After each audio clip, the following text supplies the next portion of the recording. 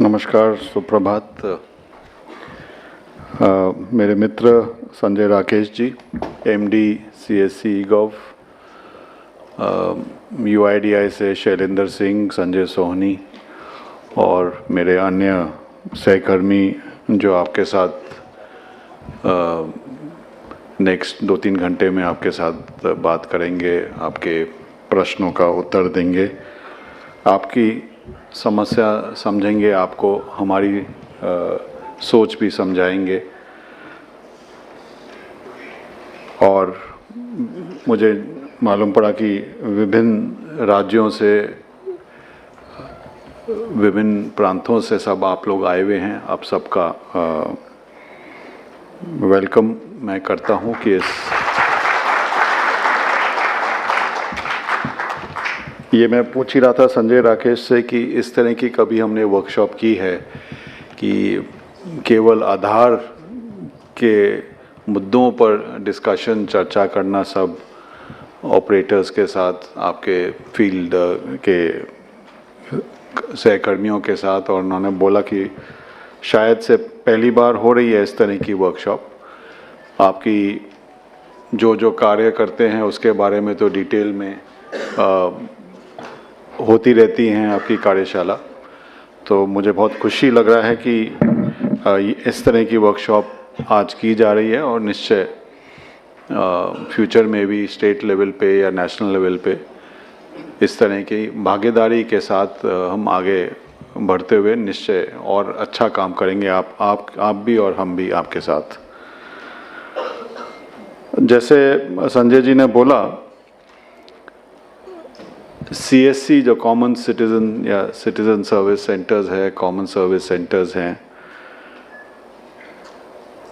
ये अब शायद उस स्तर तक पहुंच गए हैं कि शायद हर पंचायत में ही नहीं, हर गांव तक पहुंच गए हैं। और जो हम डिजिटल इंडिया की जब बात करते हैं तो शायद उसकी बुनियाद ये सीएससीज ही हैं कि इन्हीं के कारण जो हम बोलते हैं कि भारत इतने आगे जा पाया है डिजिटाइजेशन में, इतना अच्छा काम कर पा रहा है कि लोगों तक डिलीवरी ऑफ सर्विसेज हो पा रही है। उसमें आप लोगों का बहुत बड़ा और महत्वपूर्ण रिस्पॉन्सिबिलिटी है। तो उसके लिए मैं आप सबको धन्यवाद देना को चाहूँगा, आपको कॉन्ग्रेचुलेट करना चाहूँगा, बिकॉज आप लोग हैं ग्राउंड पे, इसीलिए अलग अलग सोच भी हम कर सकते हैं पॉलिसी लेवल पे कि क्या क्या कार्य आपके जरिए डिलीवरी हो सकती है। इनफैक्ट आपको खुशी होगी कि डिजिटल इंडिया का एक जो लक्ष्य है कि जो भी सरकारी सेवा डिजिटल माध्यम से दी जा सकती है उसे डिफ़ॉल्ट मोड में वो देना चाहिए।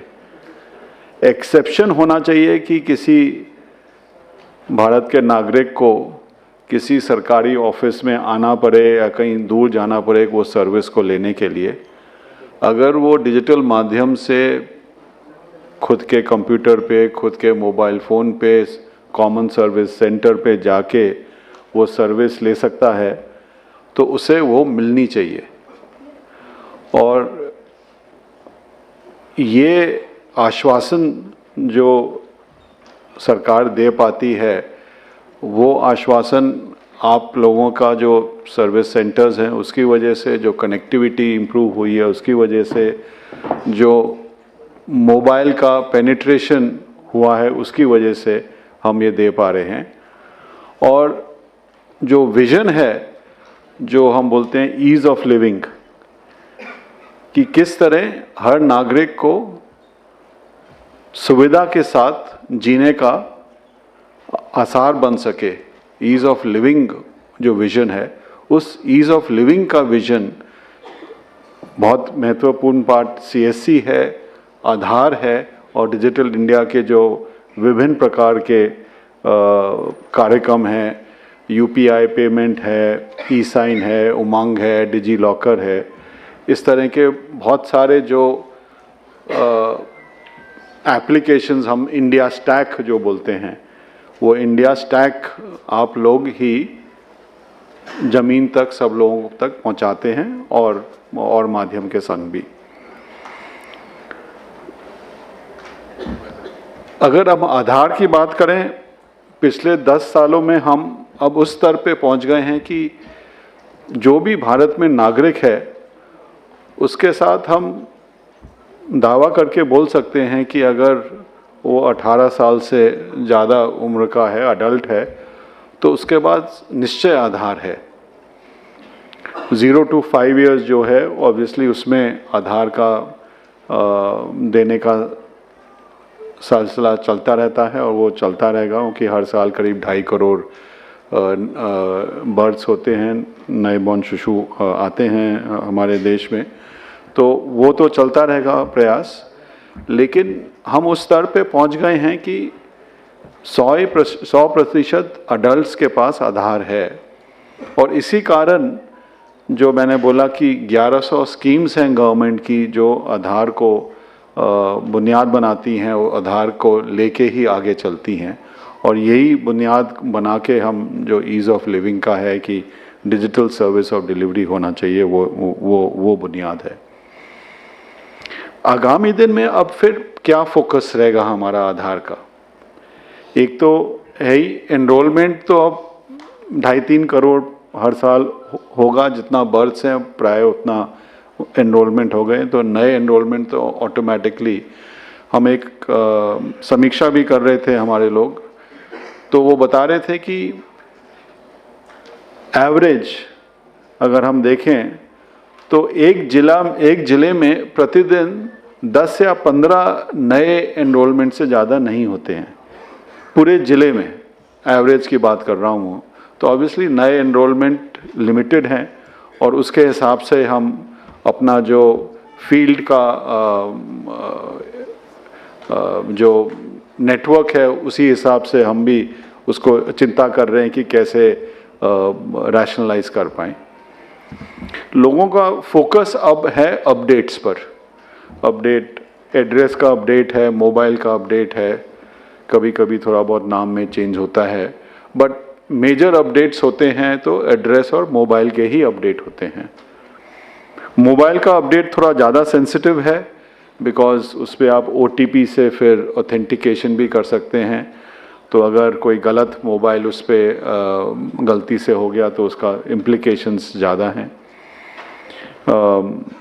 एड्रेस अपडेट के भी इम्प्लिकेशंस हैं, बट तब भी एड्रेस अपडेट में चेंजेस करना अगर कोई डॉक्यूमेंट है तो उसके हिसाब से किया जा सकता है। मोबाइल अपडेट तो केवल बायोमेट्रिक के साथ हुआ जाता है, तो उसका भी हम आरक्षण कर रहे हैं, चिंता कर रहे हैं, कैसे स्टडी कर रहे हैं, एनालिसिस कर रहे हैं कि क्या क्या इम्प्रूवमेंट्स कर रहे हैं, और वो शायद आपको आज डिस्कशन भी होगा।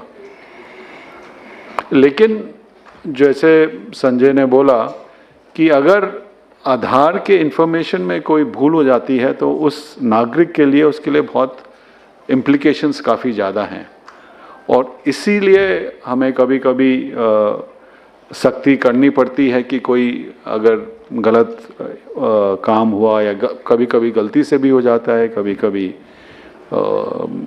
गलती ना होके भी ही किया जाता है, तो दोनों को देख के ही हमें आगे बढ़ना है। लेकिन ऑब्जेक्टिव वही है कि नागरिक को जो सर्विस मिले वो अच्छी सर्विस मिले, टाइम पर मिले, क्वालिटी मिले, कर्टियस मिले, कोई रूड बिहेवियर ना हो, और प्राय आप सब लोग ने बहुत अच्छी तरह काम कर रहे हैं और मैं ये आशा करता हूँ करते भी रहेंगे। जैसे मैंने बोला कि अगले 5 या 7 वर्ष में क्या क्या अपॉर्चुनिटीज़ आएंगी जो आप देख सकते हैं कि आपके लिए CSCs के लिए ग्रोथ की अपॉर्चुनिटीज़ होंगी।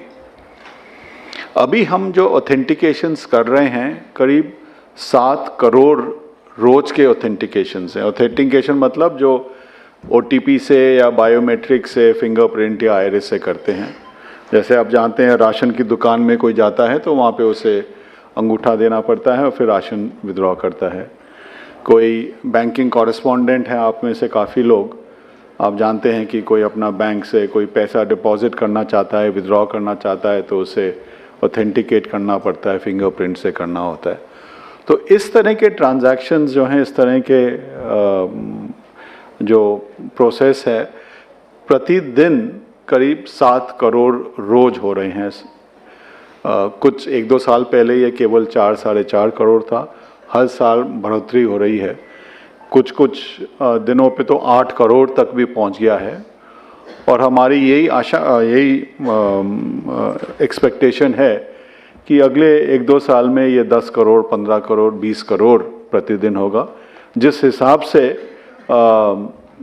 स्कीम्स, जो गवर्नमेंट की स्कीम्स हैं, उनको आधार में अंतर्भुक्त किया जा रहा है, और जिस हिसाब से हम बोल रहे हैं कि जब आधार का इस्तेमाल करें उसको ऑथेंटिकेट या वेरीफाई ज़रूर करें, नहीं तो कभी कभी लोग बाग फ़ोटोशॉप कर देते हैं कि अपनी फ़ोटो लगा दी किसी के आधार पे और फिर चलाने की कोशिश की।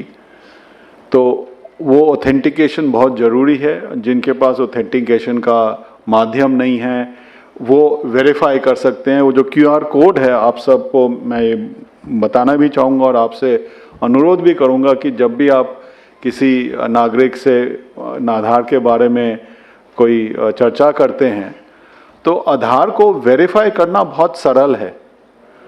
आप तो जानते ही हैं, हर आधार कार्ड में, PVC कार्ड में एक QR कोड होता है। वो QR कोड आप गूगल प्ले स्टोर से, हमारा एनक्रिप्टेड QR कोड रीडर है, M आधार है, जो M मोबाइल आधार है, उस ऐप में भी है। आप उस QR कोड को पढ़ सकते हैं कि वाकई में वो जो आधार नंबर दिखा रहे हैं वो किसके नाम पे और क्या फोटोग्राफ है। अगर किसी ने वो नाम में अंतर कर दिया है, कोई और नाम टाइप करके फोटोकॉपी दिखा रहे हैं या फ़ोटो चेंज कर दी है, बहुत सरल तरीका है ये जानने को कि इसमें कोई टैम्परिंग तो नहीं हुई।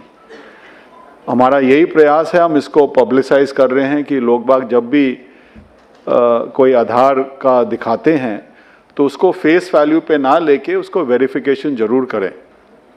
और इनफैक्ट जब आधार शुरू हुआ था 10 साल पहले, मालूम नहीं कुछ लोग आप उसमें अंतर्भुक्त होंगे, आधार पहले ये सोच नहीं थी कि आधार को कोई कार्ड दिया जाएगा। वो लोगों का था कि जब तक कोई पेपर का कार्ड ना मिले उन्हें वो नहीं होता कि हमारे पास कोई आइडेंटिटी है।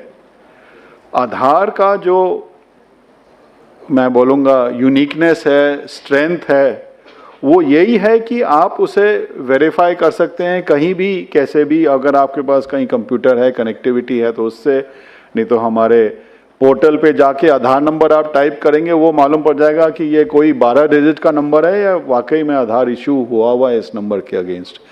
तो अगर किसी ने ऐसे ही कोई 12 रैंडम डिजिट्स आपको दे दिए, वो भी आप चेक कर सकते हैं।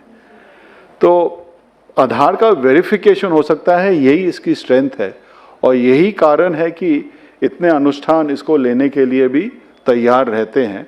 लेकिन कभी कभी वो वेरिफिकेशन हम इतना नहीं करते, इसीलिए ये प्रॉब्लम्स बीच बीच में हमें नॉलेज में आती हैं। तो जो मैं यूज़ केसेस की बात कर रहा था कि 7 करोड़ प्रतिदिन है और ये बढ़ेगा। एक तो आप जानते ही हैं जो आधार इनेबल पेमेंट सिस्टम्स है, बैंकिंग कॉरेस्पॉन्डेंस करते हैं।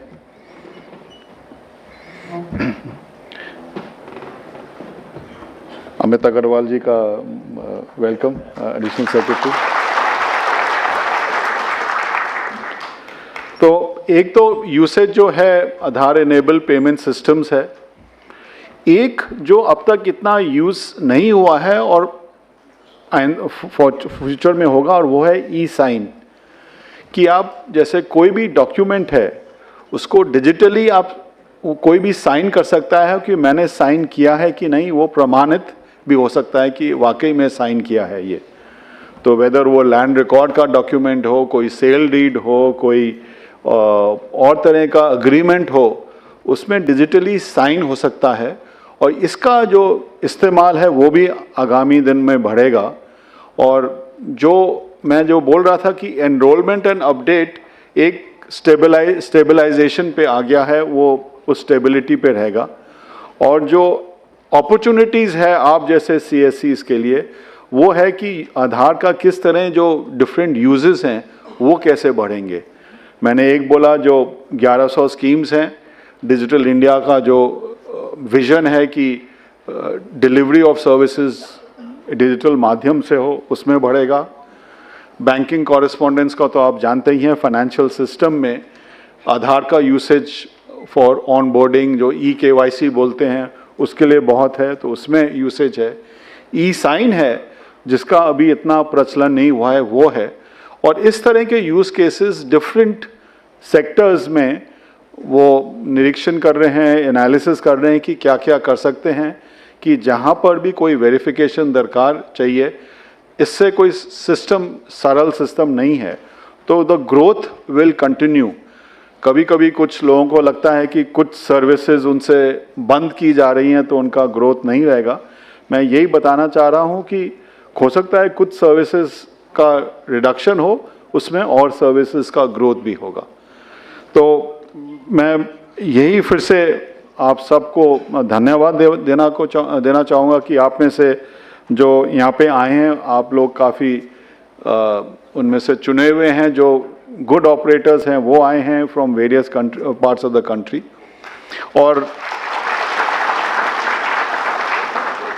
और आज जो पूरे दिन की वर्कशॉप है, आप निश्चय जो भी आपके मन में कोई डाउट्स हैं, आशंका है या आपके सजेशंस भी हैं कि क्या हम कर सकते हैं, तो आप आधार एनरोलमेंट में इन्वॉल्व हैं, अपडेट में इन्वॉल्व हैं, बैंकिंग कॉरेस्पॉन्डेंस हैं, यूसेज में इन्वॉल्व हैं, आपके अगर कोई सुझाव हैं वो निश्चय दीजिएगा। उसी से सिस्टम हमारा अब तक 10 साल से इम्प्रूव करता रह रहा है और हमारी यही आशा है कि हाउ आधार कैन बी, जो आपने बोला Aadhaar should be the foundation, Aadhaar is the आधारशिला for the ease of living of residents, यही हमारा विजन है। और इस विजन में हम भागीदारी के साथ आप जैसे संस्था CSCs हैं और बैंक्स हैं, औरों के साथ स्टेट रजिस्ट्रार्स हैं, स्टेट गवर्नमेंट्स हैं, उनके साथ काम करते आ रहे हैं और यही आशा है कि करते रहेंगे। बहुत बहुत धन्यवाद आप सबका यहाँ आने के लिए।